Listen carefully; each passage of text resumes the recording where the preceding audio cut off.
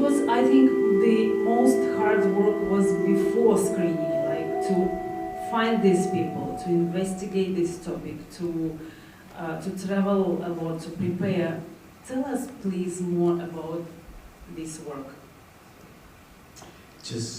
I want to first thank Oko and Camera Image and the people that have shared their stories in this big project and my feelings for Ukraine and what they're going through.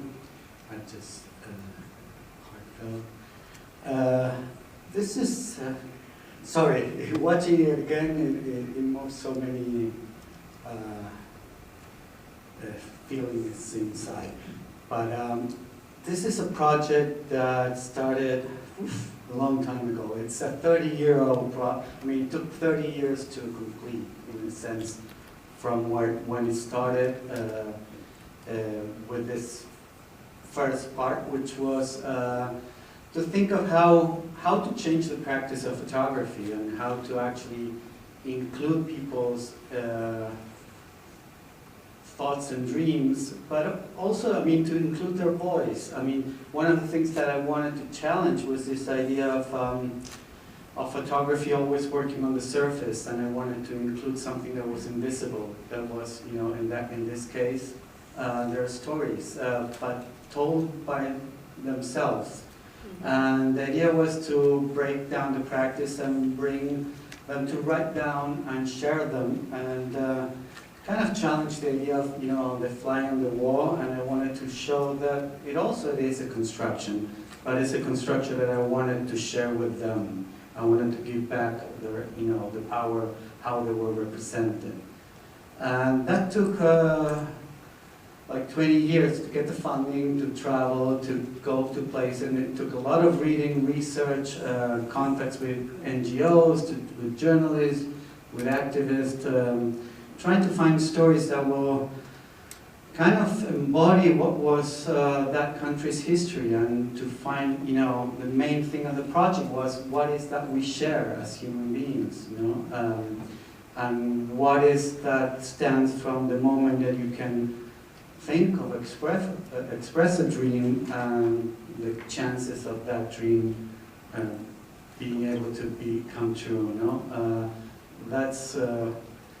That was the first, you know, impulse. And then, since it took so many years, at one point I was, well, what had happened with the particular stories of each one were the communities, the countries, and the continent. And that what brought me back to take another 10 years to do this film, yeah.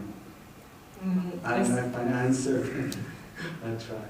Yeah, I think both of us and our audience has a lot of questions, but before we go deeper into challenges and nuances of your work, I was constantly thinking, like, so many years to make this project, and apparently and obviously a lot of things happened to you personally, to society, to countries. What were you doing in between? What other activities were you involved in, and how you maintain, you know, this integrity of the project over so many years? That's a great question and a big one. Well, I mean, I wonder, that's a great point. You know, I wasn't the same person who started the project that the one who finished. I wasn't the same person who started the film and the one who finished that film. And in that, I have to thank also the help of the cinematographers that I work with, the editor that I work with, Gustavo Santalasha, beautiful music. And there were a lot of people that, you know, on this second stage, they were coming together and to help realize this dream.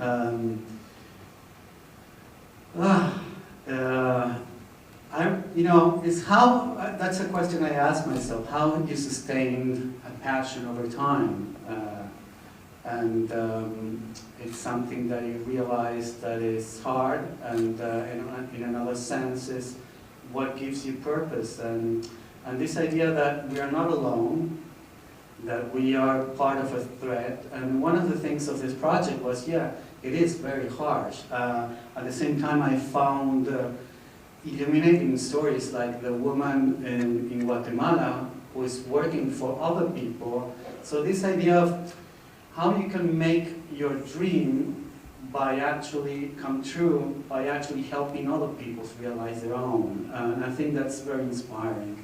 The Zapatista movement that clearly states at one point, we had a choice. You know, we could build barricades or we can build school. We can spend our efforts and resources into guns, or we can actually educate and have help.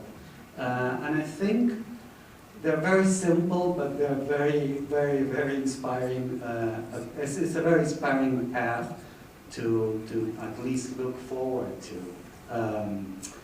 I always say that, like in therapy, they say, if you don't work with your problems, you're going to repeat them if you don't elaborate. And I think, as harsh as the film is and tackles stories that are, you know, which dreams are pretty much broken, it is about, you know, we have to look into reality. That's the only way that we can actually maybe get to solve, you know, some of these problems and move forward. You mentioned that you've been in contact with many activists, journalists, researchers, but we can hear in the film that you're actually interviewing people yourself, asking them questions, so you yourself did a great deal of journalistic job. And I believe you can share some secrets, some tools, something that you usually use, you know, to correct people, to approach them on this, like, absolutely intimate level. You asked me another question before, what I did during that time, and I did other projects, and I think it's very important because you have to be able to stand out of something and have to gain perspective. That's one of the things that I wanted to answer.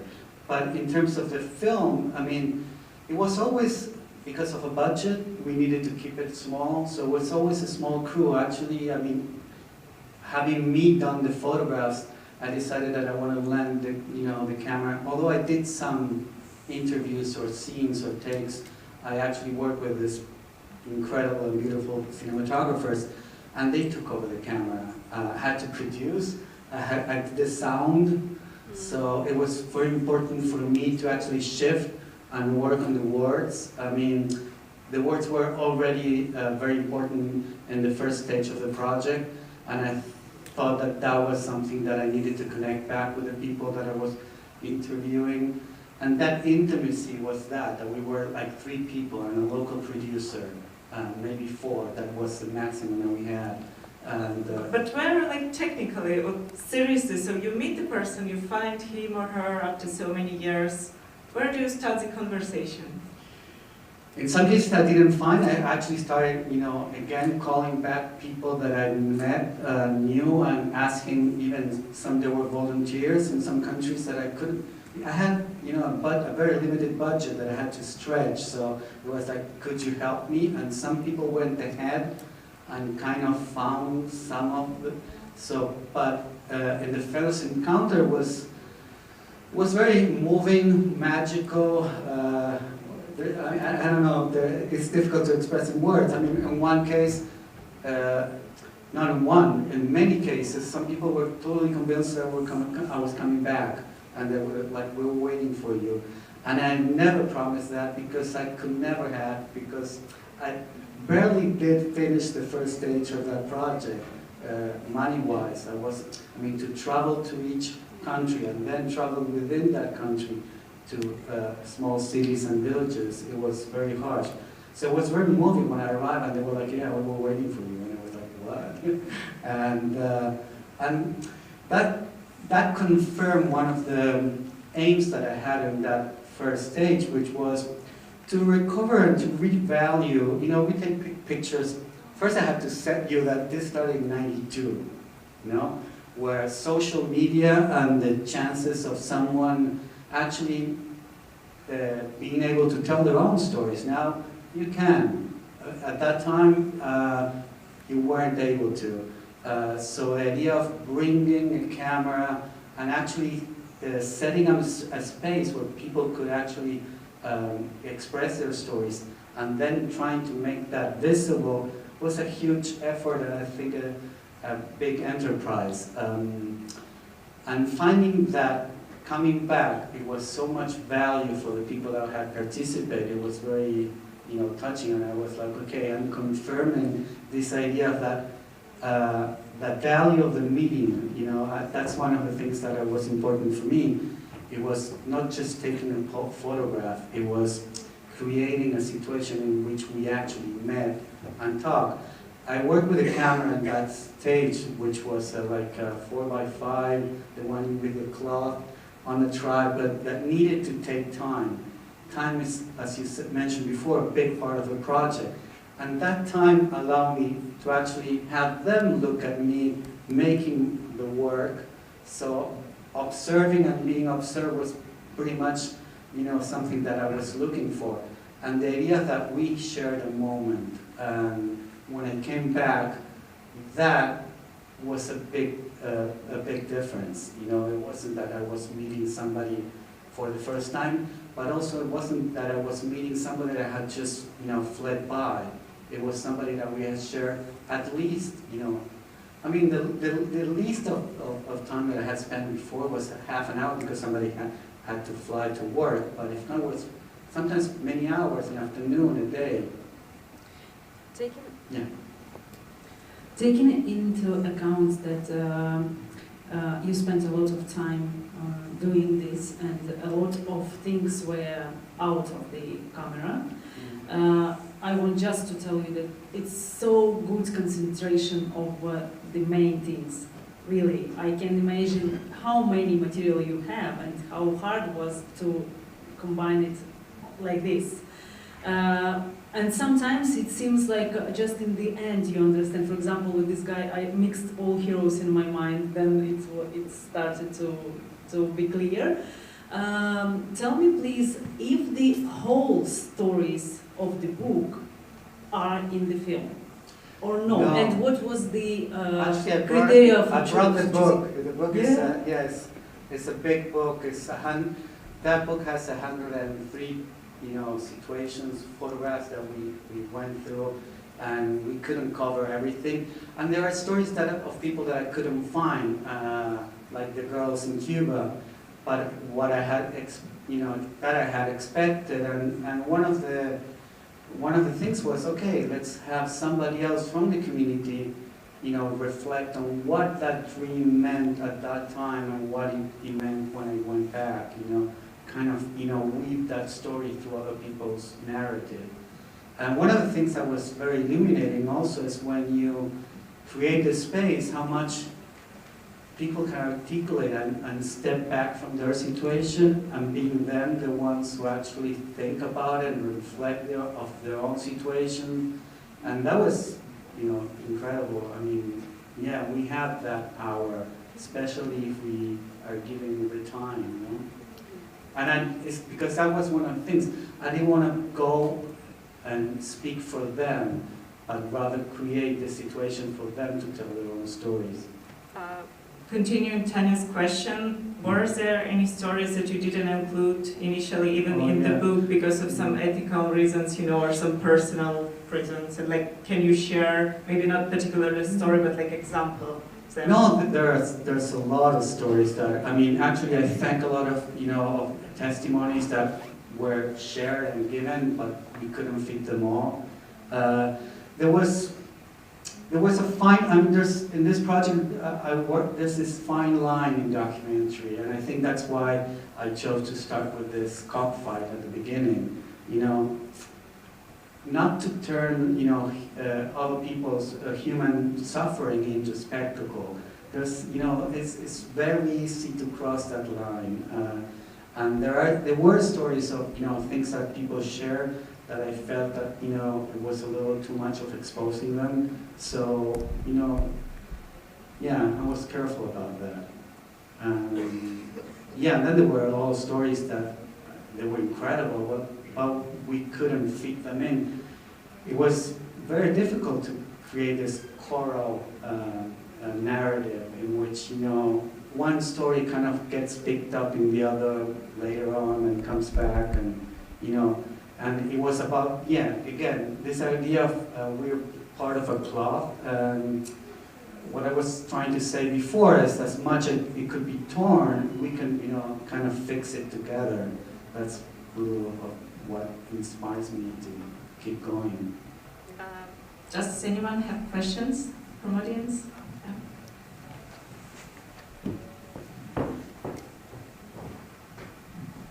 Hi. My question is, ¿cómo es tu sueño? What would you write now? What would you write now on your board? Well, I try. You know, it's very, very easy. I've been asked that question for over 30 years since I started it, and actually the producers wanted me more in the film. It's very easy to take that ego trip. You know, it's like it becomes about me, and I'm very careful of, you know, saying it's not about me. You know, maybe my dream was to do this project. I don't know. I think it's very important for me to step aside and concentrate on the stories that they had shared. But obviously, I'm part of that community. I heard, I live, and I look forward for, you know, many changes that can help us, you know, become, again, whole as a country, as a continent, as a world. Since we are hosted by Camera Image, which is the Camera Film Festival, I wanted to focus a little bit on this side of your project. And I was very curious because these intermediary moments in between stories, they are very captivating, like visually, and they really set up the mood in the right way. So I was curious, how do you travel? So when you arrive to a new place, what catches your eyes? Like, do you go for a walk? Do you take your camera with you? You know, so how did you select actually these details, and how you keep selecting them as a photographer? I had the privilege of having been there before, not the cinematographers, and so I knew things of each country that I was interested.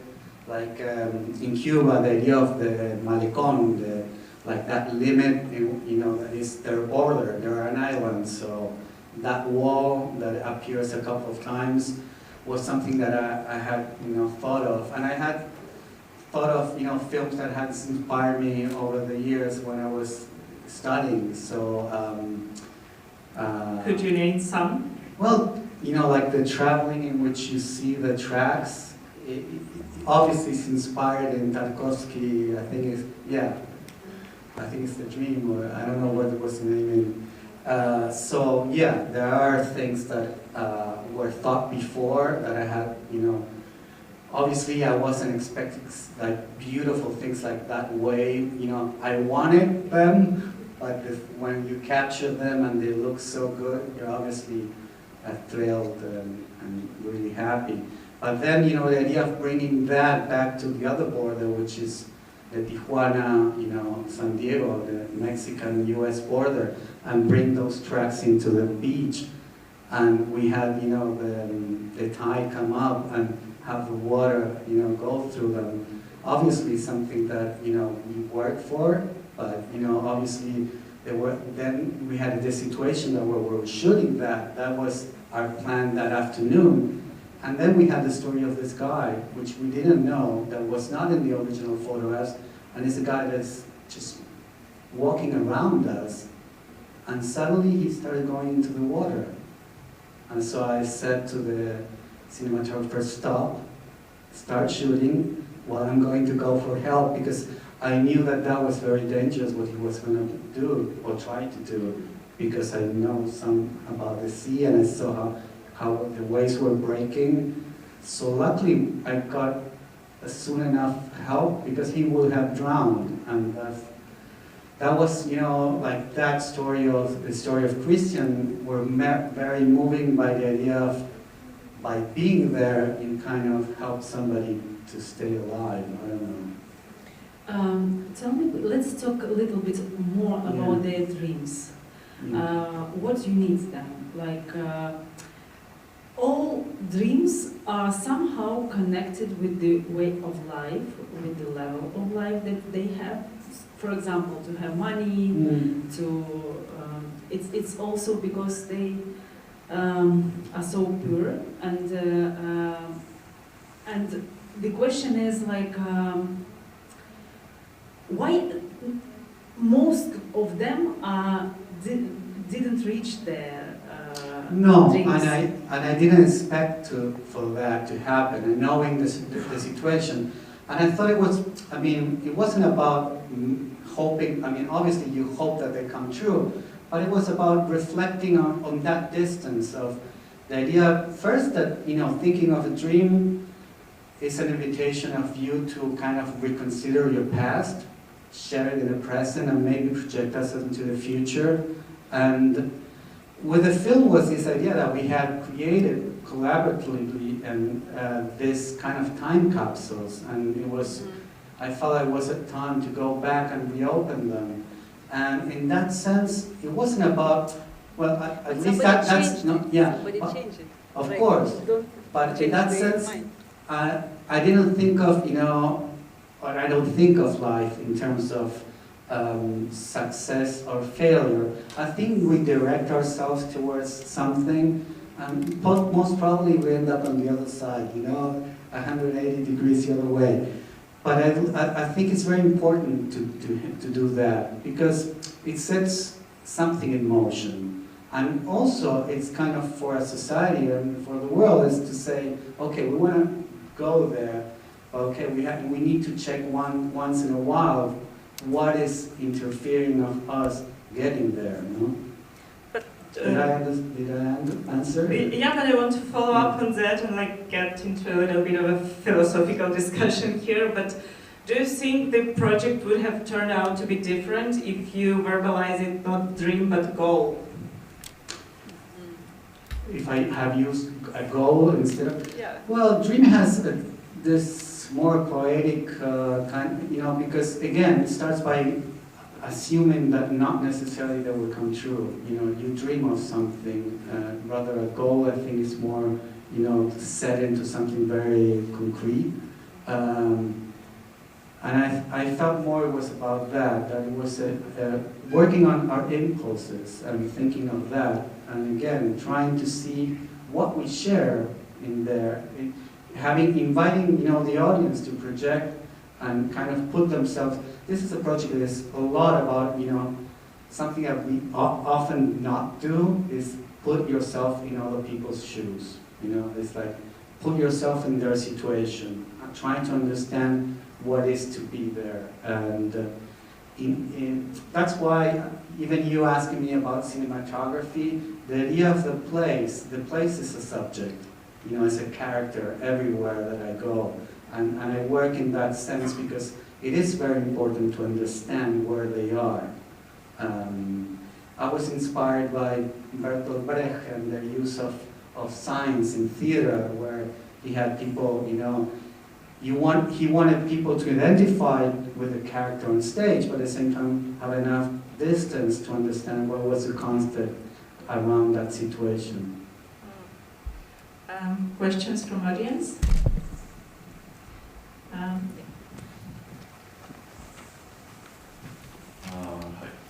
First of all, thank you, because I was really moved by the movie.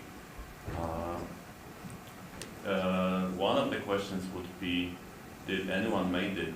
Like, have any of people from the original project that you've met actually achieved their dreams, and like they didn't just meet the selection of the movie, or it's just the case of almost no one reaching that, you know, that stage and can tell that I'm living my dream? Again, in a sense, as I said before, it wasn't about, you know, checking in, okay, this one, you know, reached his dream, this one didn't, this one did. But again, as I said, the woman in Guatemala who helped not only her child, but all, you know, the community around her, I think she pretty much, yeah, she made her dream come true.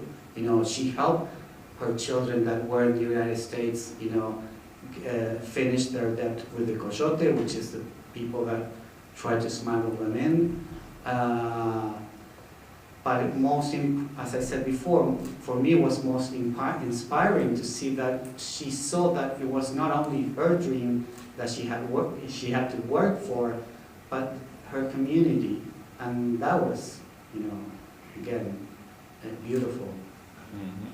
Thank you. Another question would be, because the movie obviously is named the map of Latin American dreams, do you think if you did the movie anywhere else in the world, you would get the same dreams, same answers, or all of that was very Latin specific? Like, for example, in Africa, a lot of problems are the same. So you have smugglers to Europe, you have maybe not gang wars, but like tribal wars. So would it end anyhow different, or you think this is like the map is universal worldwide?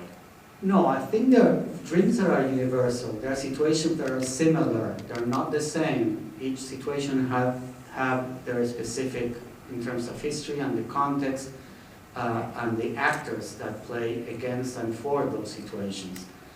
But what I think, you know, in this case, I did it in Latin America because of something that you actually mentioned before in the morning with the short films.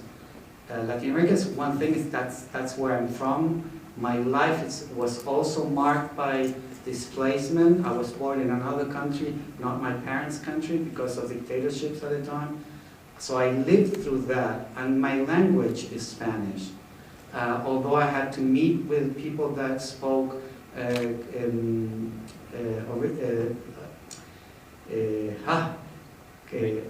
native, but I'm trying to say which ones. I'm very bad with names. Quechua. I don't speak Portuguese. We kind of spoke something in between. In that breach, you know, I had people that will help me translate. But there were cultures that somehow I knew more about. And I thought it was very important to concentrate on that and have that as an asset.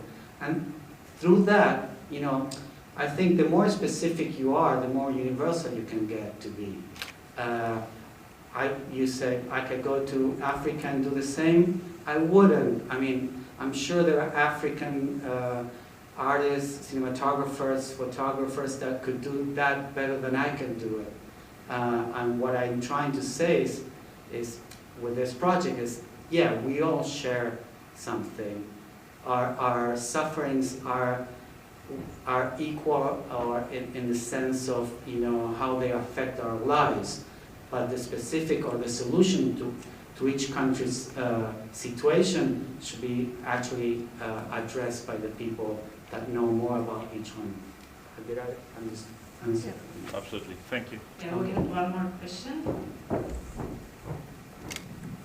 Hi. Yeah, thank you so much for the film. It was very hard to digest because all these dreams, all these stories are really harsh. And I can also relate to in a way, to all of them because I was also born in Argentina, and so all these things that are the main topic of the movie, you know, like we grew up with that in a sense. So yeah, so it was hard to see that, and that it's still the same and the same. Yeah, but the question was, I think it was in Colombia, that you were filming from a car, and then we see this guy grabbing the rock and coming right into the car. So did he hit the car? Yes, he hit, yeah. And I thought it was very important to include that. We had to shoot that. We actually walked those whole streets. We actually walked with equipment on us, not visible. And at one point, we were, you know, shown a knife. Like we had different situations in the production of this film. We actually were robbed in Tijuana with pistols, but we kept doing it. So in that case, I felt that we needed to shoot those streets that in a way showed a suffering that was important to make visible, being very careful on how we did it. but also I had to, you know, be careful with a small crew that we were, not to, you know, get killed. So that's why we had to do that. But also it was important to include the actually throwing of, it was a brick, because it is this limit of, you know, of voyeur. Where's the point when which you become, again, this serves a purpose, or it's just voyeurism, and somebody that is being looked at can actually react. And I thought it was important to include that, and we all should reflect or think about that. Yeah, because in our practice. It's for me it's very interesting that you are showing how dangerous it is in Latin America to shoot a film or a documentary on the streets, because it's dangerous. And so that's why it was interesting to see that in the film. No, I think that's not only, it's not about dangerous or not. I mean, I found the most beautiful people, and people that in that case collaborating, walking those streets with us. And they felt that it was very important for us to record that, because they were part of it. I mean, that was the two guys we walked those streets with was Christian's brother and best friend, who were helping us trying to find him. And actually they had given up on him. And that's another story that I felt that basically when I finished the book, the story that I was told, that he was, you know, his dream had come true. Those were exact words that they used when they told me. His dream has been made true. He was killed 6 months later that he took that picture. And that's what went on into the book. When we arrived and we started shooting other people, suddenly the news that, no, he's alive. We don't know where he is. He's somewhere, you know, downtown. So we started that search. And by the end of the film, the family had reconnected with him, and now he's alive thanks to that, in a sense. I also want to continue about this topic of, because their life is connected with criminals somehow, and what they tell us and their life and all these gangs. And how was it like? Did you have problem with this group of people, or because you know this is something that has to be punished by the law, but you open it for the world, and did you have problem? I particularly, I mean, the problem we had when we were shooting in Tijuana, that one day that we decided to finish a story without being accompanied by the local, you know, from that neighborhood, we actually got robbed with pistols. But in the case of his and the story that, I mean, what is, again, I'm trying to organize my thought. What I think the film tackles is certain, not only geographical places, but there are places in our society which are, you know, where should the state be, or why is not the state doing something about it? And that's something that that teacher's own words, it's like, okay, I get a student that is being abused by his father, I go and I denounce it, and then, you know, that was one story that, you know, also got my, you know, broke my heart, you know, it's this idea of the mother allowing this to go on, and you say, okay, where's the state, why isn't somebody doing something about it? And then you get the other answer, it's like, no, with a guy like that, well, in the neighborhood, we kill him. So that was the solution to something that actually should be solved somewhere or somehow else, you know, somewhere different. Did I answer? You're asking big questions. I mean, and I'm very moved. So I mean, all the stories are kind of crossing me by at the same time I'm trying to answer. Yeah, I think it's about how absent in many situations states are when they should be there, and when, you know, sometimes the states are into situations that they shouldn't be, and there are cases and they should be present, doing something, you know.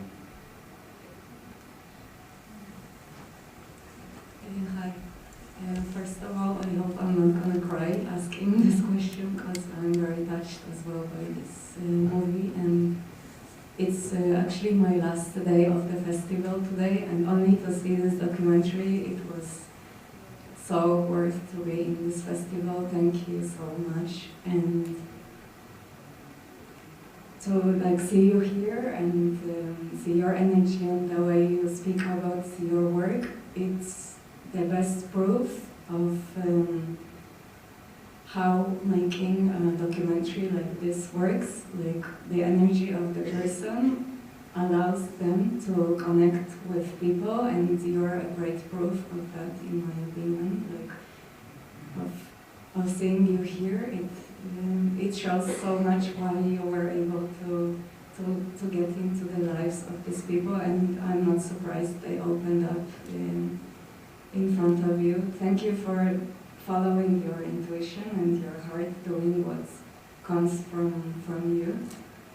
And yeah, I'm just really amazed, and thank you so much.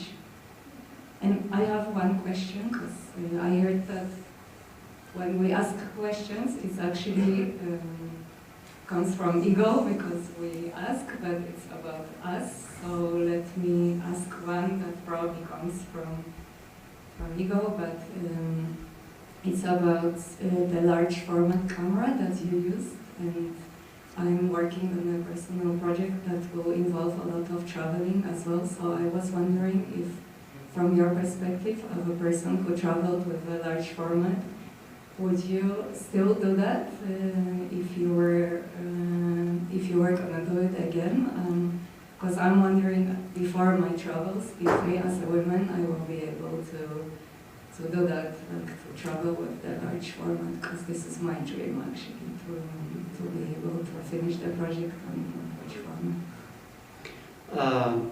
I'm going to answer to a couple of things that you said before, and were said before. One is that trust is one of the main pillars of this project. I mean, this project wouldn't exist if people wouldn't trust me and the project. I often said that I was surprised that 99% of the people said yes, and had that, I mean, you asked me before, had to do with how frank and how open and how truthful you are when you actually share what you want to do with the people that you want to work with. Thank you for all your comments. I was going to reflect on something else that you asked me before about the visuals. There's something about water that if you see throughout the film, I think there's something about healing that I try to bring with the water once in a while.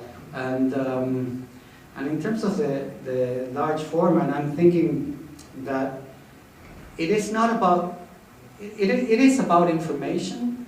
That's the reason that I chose that format. It is about time. Why? Because again, as I said before, it gave me that time with the people. It is about information is because there was something about what they were, the background, you know. I wanted to work the distance between what was being written and wished for and their actually context and situation. So for that, yes, it is a tool that if you work with that, that's a format that will actually help you. In terms of traveling, yeah, I never had a problem with the camera itself. I think that's up to you if you want to carry that. But I think as a tool, it was the right tool for that, for what I wanted to accomplish in that, you know, again, regaining that moment that used to be before. You know, now when you snap pictures, we are overwhelmed with the amount of pictures. Sometimes I don't want to even look at pictures anymore.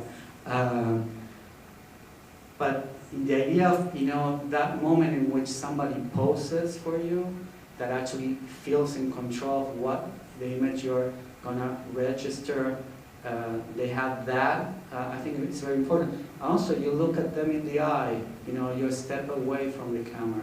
And I think that was important. And going and doing the audio gave me back that too. I wasn't looking at the camera, I wasn't behind the camera. That was for the cinematographers to do. I was actually facing them. And they could look at my, they could look at how I was affected by what they were doing. And in most cases, I had no clue if they were going to answer. That's one of the things that happens lately, especially with journalism, and sometimes with documentary. You see they're asking the question of what they want them to answer. And here it's very truthful that I had no clue.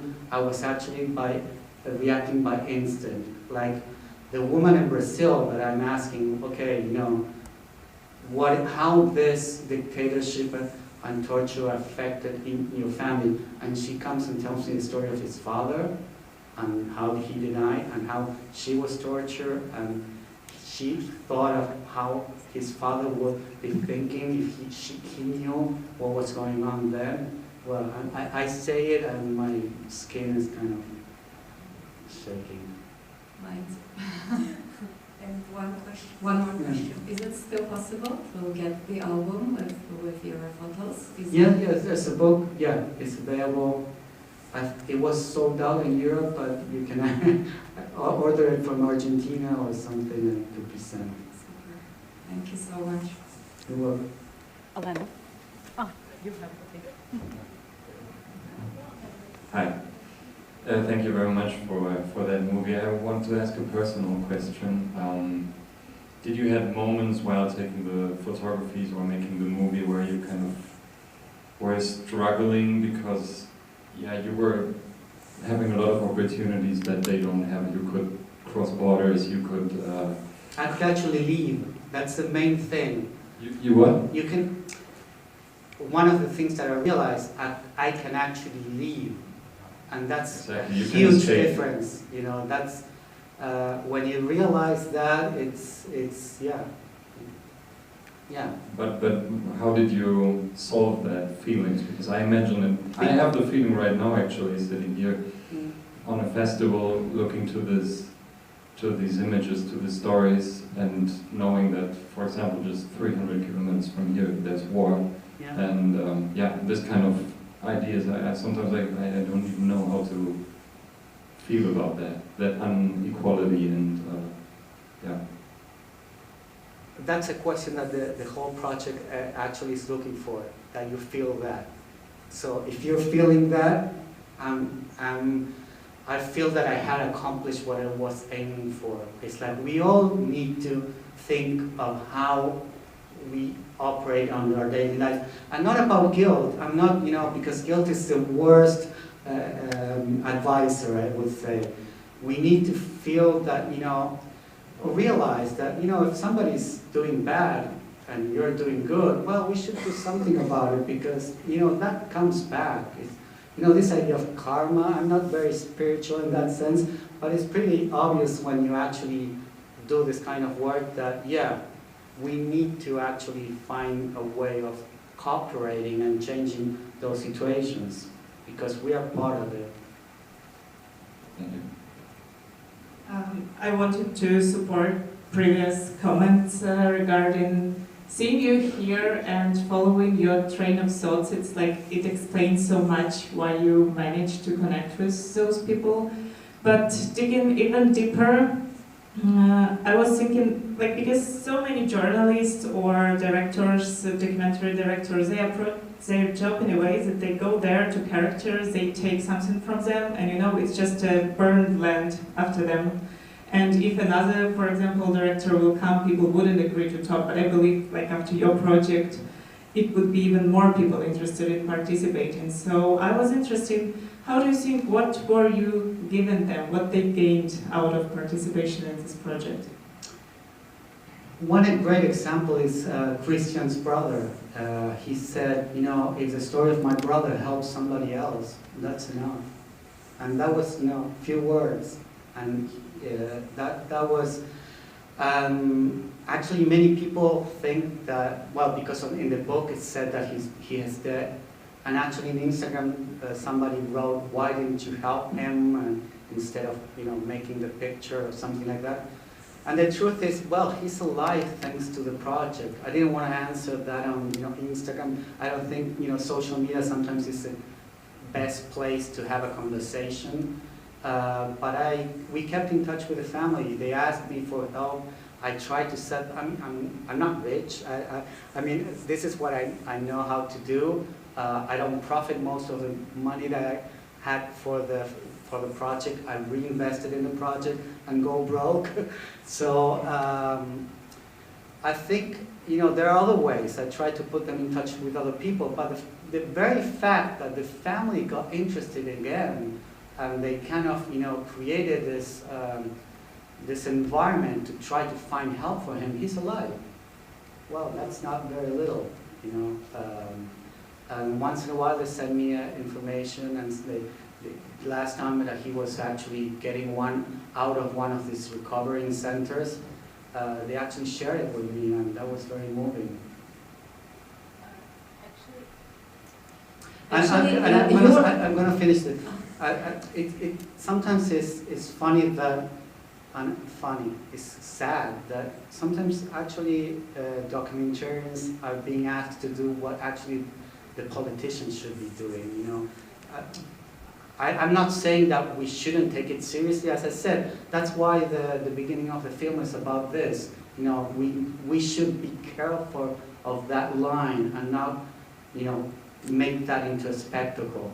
We need to go, very careful and really try to help in the sense of what this brother was asking me to do. It's like create something that will help maybe other people in their lives, maybe reflect on their own, maybe try to change something. And that's a lot of, it's not an easy thing to do. I actually live it with huge responsibility. But for me, it's now the time to actually pass that on, and I think other people can do maybe something about it. This is a therapy for them to look their dream in the years, how it's grow or broke, and they should reflect in it again. And this is maybe this project were like medicine for them. I don't know. I ask you about this, but I'm sure your film is a medicine for somebody, because we all have dreams. We all just watching your film look back and try to find ourselves 15 years ago, for example, yeah, and to see, oh my God, did I fulfill my dream, or have I fulfilled all that I have, that I wanted, and also I have a question about the big dream to cross the border to America. Yes, this was in several cases, like in several stories. Is this really till now a bigger problem, or?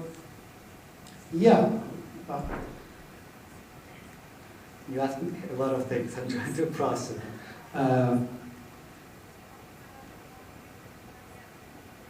It is still, it is still this idea of the promised land for people that are actually escaping situations of violence. When you think of violence, it's not only people getting killed, as you heard in the film a lot. It's about sometimes what is called institutional violence. If you're left out of the system, if you don't have access to education, health, food, you're pretty much being abused. So, yeah, there are many situations in the continent that are not being, although, the United States is part of the problem, because it's somehow, if you, read the history of Latin America, it has always been crossed by interests that have to do with, American companies, American foreign policy, and all that. So it is a circle that we need to actually try to break, having, people stay in their own countries, having the countries first being,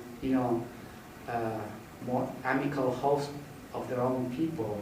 But, as a history, it's not that simple, but we need to learn about, those situations and the history and the context, And that's something that the film, I think, invites you, if you're interested in some of the stories, well, you should read more and try to understand that. But I was trying to also say something else that now escaped my mind.